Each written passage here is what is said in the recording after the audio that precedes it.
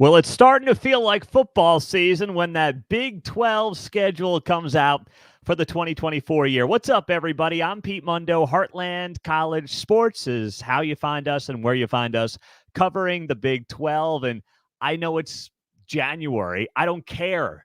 I've got a football schedule to look at, all right? Not just a non-con. I've got a Big 12 football schedule to look at, to break down, and to talk about with you. Thanks for being here on the show, whether you're on YouTube, hit that subscribe button. That way you never miss a show. Of course, also, if you are on the podcast, we appreciate you being here, and our radio affiliates as well. Make sure you're subscribed to us wherever you are getting your Big 12 content. So the schedule is out. And there's no doubt without an Oklahoma, without a Texas, it looks different. Plus, you've got schools that we would all look at as Pac-12 schools in the mix with Colorado, the Arizonas, and Utah. But I'm excited. I mean, I'm looking at this schedule. I'm looking up and down these Big 12 games, and I'm saying to myself, okay, I don't know who's worth a damn. I mean, I think I know who's good, but this is going to be by far the most entertaining conference in America. And it's not going to be close. Now, as I was looking through the Big 12 schedule, a few things really stood out to me. First off, rivalry week. There is no real rivalry week for the Big 12. And the Big 12 had an opportunity to build its own rivalry week. I know it's not going to be what we're getting with the SEC or the Big 10. You're not going to duplicate Ohio State, Michigan, but you don't have to. Like, could we have a rivalry week that, let's say, features TCU Baylor? Could we get the Holy War during rivalry week? Utah BYU. Could we get KU K-State during that rivalry week? Why not just go up against it and see what we can do? And see what this conference is made up during rivalry week. I mean, let's create our own rivalry week and just go up against the SEC and the Big Ten. That's, to me, that last week, week 14, is when college football traditionally puts its rivalry games, and it's fun for the fans. I know the Big 12 is thinking in part about its media partners, and I get it. I understand it. The end game is to create as much value for the media partners as they can. And the media partners are probably saying, hey, we are loaded up that final weekend. We don't want you guys putting your best games there because we've got Alabama, Auburn. We've got Ohio State, Michigan. So we don't necessarily want to put your games there as well. Okay. I mean, if that's what ESPN and Fox wanted, you got to acquiesce to some degree. But I'm just saying, the old school college football fan in me still would love to see the Big 12 just go with rivalry week in the last week of the regular season. They chose not to. Meantime, you look at the schedule as well, and everyone's got 2 byes.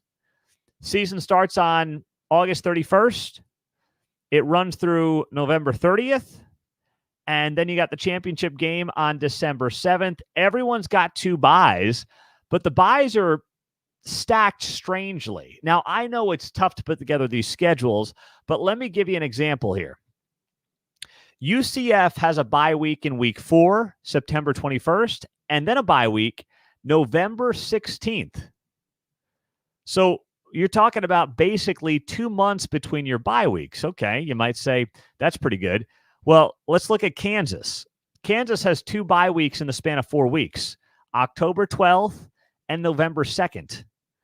So you have UCF with their 2 bye weeks differentiated by 2 months. Kansas is differentiated by 4 weeks. They've got a game. They go to Arizona State. They come back for a bye. They host Houston. They go to K-State, and then they got another bye.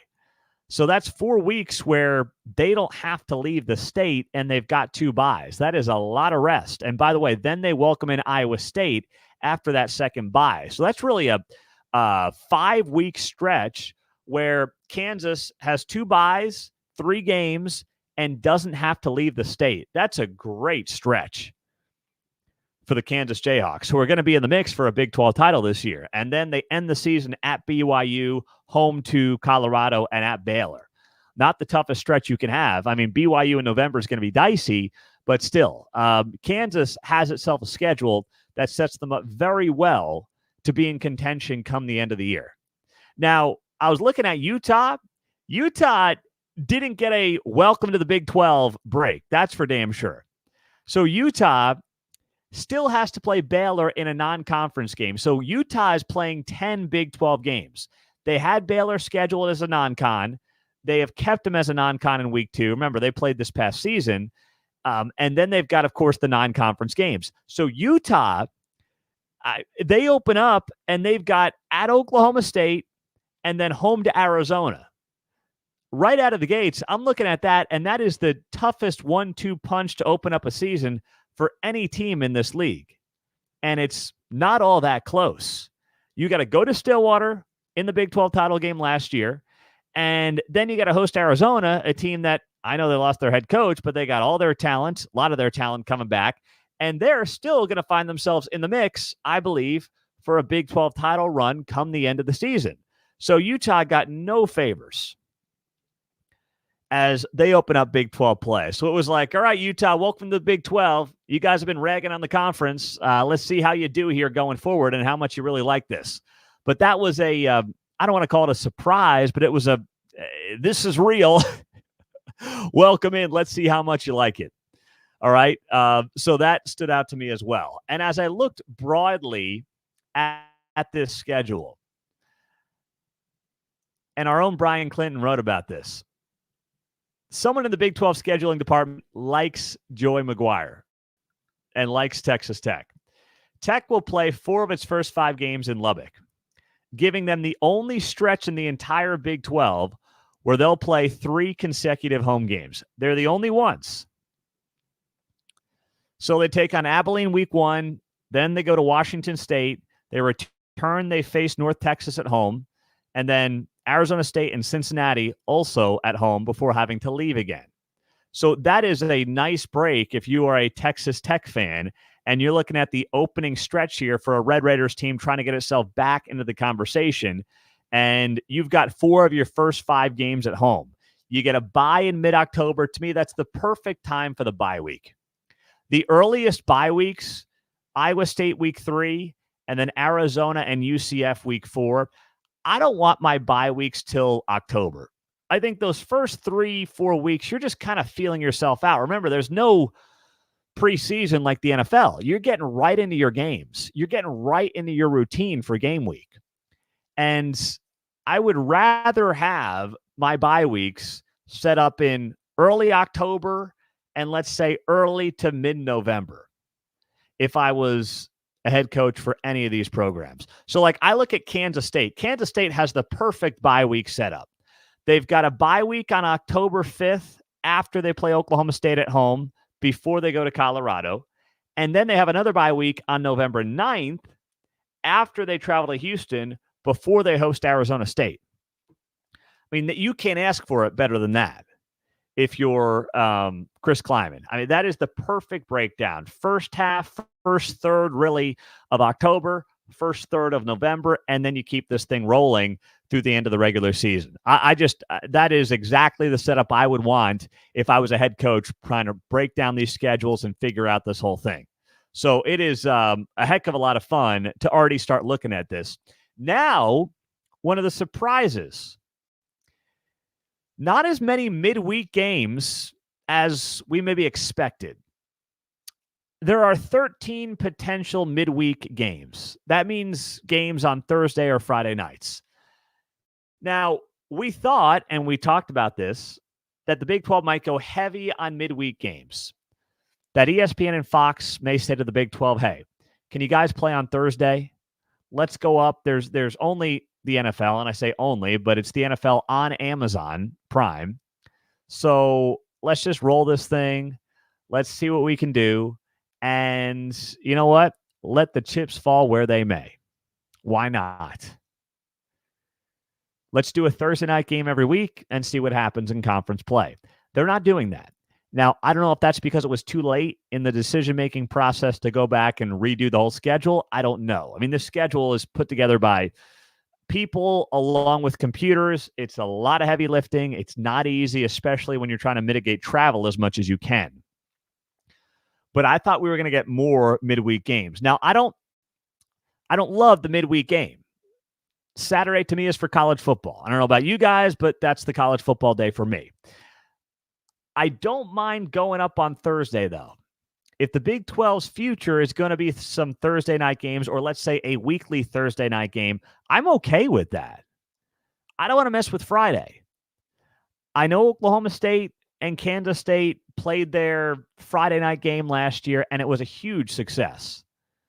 When you look back on the ratings and the viewership numbers, it was a monster number for two teams that, listen, yes, they're Big 12 teams. They're not your traditional blue bloods or anything like that. They did a great number last year on that early conference game on a Friday night. So I wondered if the Big 12 is going to look at that and say, man, we got to do more of that.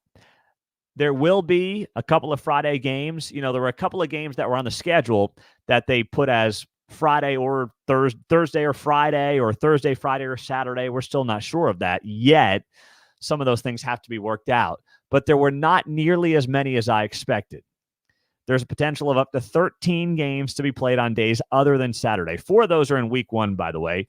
2 of them are in week 14, which is, of course, the final week of the regular season. So you can work your way through that, as we usually get some Friday games the last week of the regular season. That's just how it goes.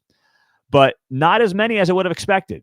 So I don't know if that's a sign of things to come or not come, but we'll have to monitor that and see how it plays out.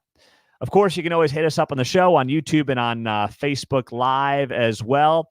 Adam writes here that Baylor is screwed. Well, listen, Baylor was screwed no matter what. I didn't have to see the schedule to tell you Baylor was going to be in some trouble. Now, I know Dave Aranda's hitting the transfer portal pretty hard, but you look at this Baylor schedule, they open up conference play at Colorado, they host BYU, they go to Iowa State. And frankly, that's not a brutal stretch to open up the season. I'm not convinced Colorado is going to be any good, number one. And this is conference play. Yes, they play Utah in week 2, but technically that's a non-con. So conference play at Colorado, winnable. Home to BYU, I think that's winnable. Travel to Iowa State, that's going to be tough. But hey, you get a little mojo going over the first few weeks of the season. You go to Ames, that could be a coin flip. At Texas Tech, and then you get Oklahoma State and TCU on your home turf. Back-to-back weeks. Can you pick off one of those? The stretch here at the end of the season may be the toughest. Go to Morgantown, always a tough road trip. Go to Houston, and then you host Kansas to end the regular season. I'm more concerned about the end. But no matter what, we knew that Baylor was going to have a tough go of it just because I'm not sure Baylor's any good, right? That's the thing. So when you go through these teams, let's say Arizona. Let's just roll through some of this stuff for a second here. Arizona, at Kansas State, that's a Friday or a Saturday. I could see that being popped on the Friday night. That wouldn't shock me one bit. Manhattan, Kansas is a great college football scene. Friday night, Arizona, 2 teams that frankly could meet for a Big 12 championship at the end of the season. I could see that game being put on a Friday night. Then you're talking about at Utah, home to Texas Tech, at BYU. Right now, that's the toughest opening slate in the Big 12 when you talk about the first 4 games. The Arizona Wildcats, 3 road games, at K-State, at Utah, at BYU, home to Texas Tech. No thanks. Welcome to the Big 12, Arizona. That is tough sledding. Arizona State also starts on the road at Texas Tech. Then they got the bye. Kansas, Utah, at Cincinnati. Here's the thing. I don't think Arizona State's going to be all that good. We'll wait and see, of course. But that right there, that screams out of the gates easily 0-3, maybe 0-4. Then they go to Stillwater. Then you've got UCF. I think UCF's going to find itself in Big 12 contention by the end of the season. At K-State, home to BYU, and then wrap up the season at Arizona. This is just a gauntlet of a schedule, but there's also not a terrible team. Like, I don't think Cincinnati's great. I don't think Baylor's great. I have questions, of course, about Houston and where they're going to be, but there's not that there's not that Vanderbilt. There's not that Rutgers in this league. Maybe I'll be proven wrong, but I don't see it right now. We've talked about Baylor. BYU, of course, you look at their schedule. They've got K-State at home, at Baylor, quick bye week, Arizona, Oklahoma State, at UCF. From there, you're looking at this thing if you're a BYU fan, and you're like, where's my break? Your break might be Baylor, but even then, you got to go on the road to Waco to make it happen. Arizona State at the end of the season might be a bit of a breather, but you got to go to UCF, long road trip, good team. You got to welcome in Arizona or Oklahoma State. That's a Friday or Saturday night as well. And by the way, that's now 2 games for Oklahoma State. Excuse me, not Oklahoma State. That could end up on a Friday. BYU, Oklahoma State, I could very much see that ending up on a Friday night. There's no doubt in my mind that has Friday night potentially written all over it. And good point on YouTube. Friction writes here, Friday is that successful this year. The Big 12 Friday night needs to be a thing. Eyeballs matter. I agree. I hate it because I'm a high school football guy, but I understand if Friday night football works for the Big 12, it is going to be something that goes on for the foreseeable future. Meantime, I'm looking at this and I'm saying, okay, let's jump to some of the other things that stood out to me. Some of you are saying you love Oklahoma State's schedule. So Oklahoma State opens up conference play hosting Utah. Then they go to Kansas State. Then they host West Virginia. It's a fun schedule. That's a great home slate if you are a Cowboys season ticket holder. It's also brutal. Let's just call it like it is.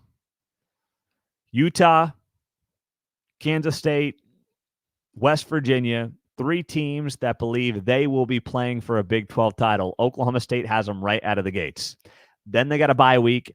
Then they got to go to BYU. Then they got to go to Baylor. Maybe that's a softer part of the schedule. Host Arizona State at TCU. That's their lightest part between those bye weeks. Bye week followed by Texas Tech and Colorado on the road. But that's tough for Cowboys fans because their last home game is November 2nd against Arizona State.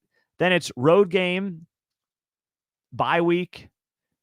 That Texas Tech game actually I think is home. They just don't have it properly colored on the Big 12 football schedule that I'm looking at here. And then they go to Colorado. So scratch that. I think they've got that. Let me see. Do they have that properly done on the Big 12 schedule? Do they have a mistake on the Big 12 football schedule, the official schedule that I'm looking at here? They might. I got to see if that Texas Tech game against Oklahoma State is on the road or at home. Let me just see here real quick. Give me 1 sec. That's a home game. That's a home game. So they got it wrong in the schedule. They got it wrong. So that's tough sledding there. No doubt about it for Oklahoma State. Now, I mentioned Joey McGuire. I like that Texas Tech schedule. Utah's got a tough go of it.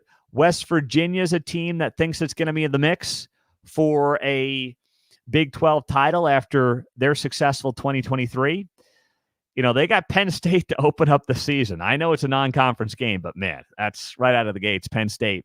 Albany at Pitt, and then conference play. Kansas at home, bye week.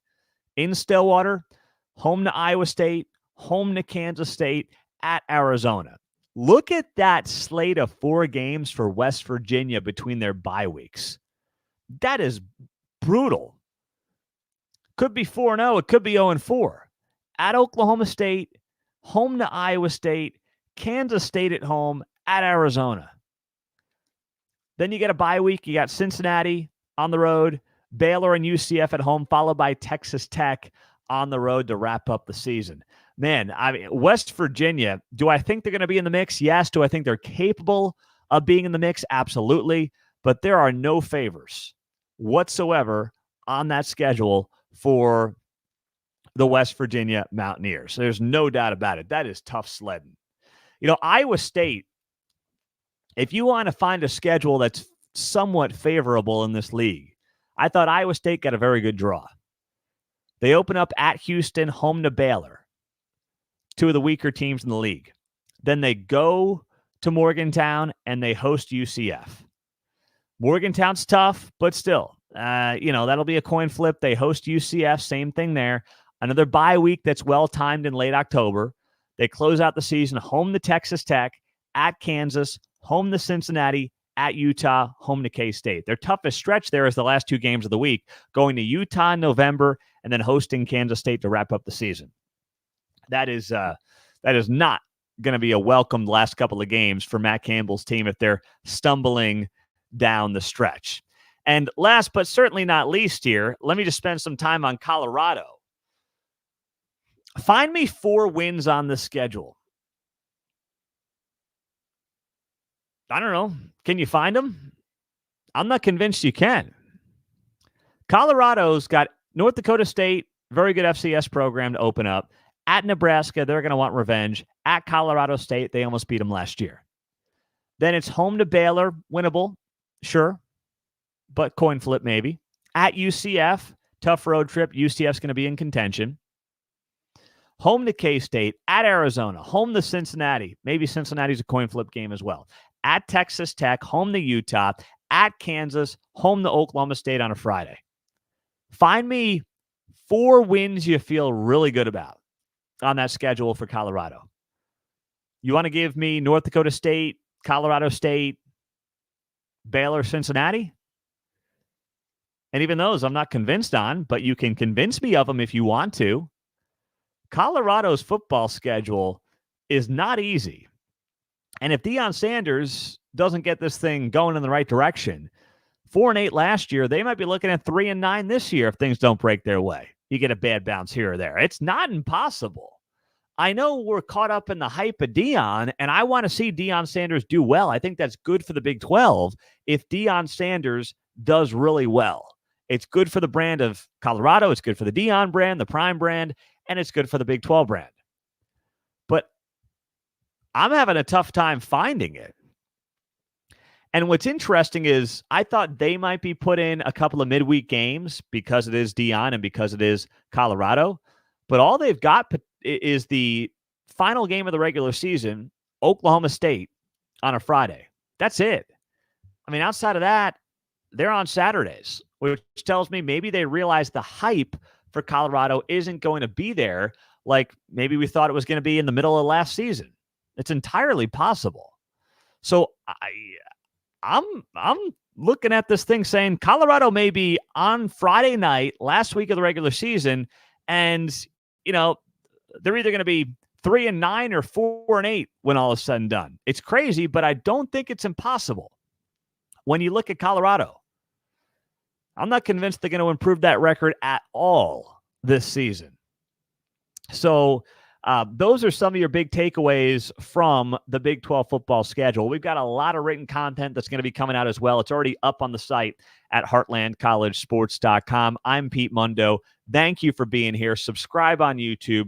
Hit the 5-star on the podcast. Leave us a review. It'll take you 20 seconds to leave that review on the podcast. And as always, join our free Heartland College Sports message boards. I'm going on there right now when I wrap up this video to interact with our loyal Big 12 fans who are there, interacting with us every single day. Thank you, guys. Enjoy it. Have a great rest of your day. Football schedule's out. Enjoy the hoops. And we'll be back here in a couple of days on heartlandcollegesports.com. Take care.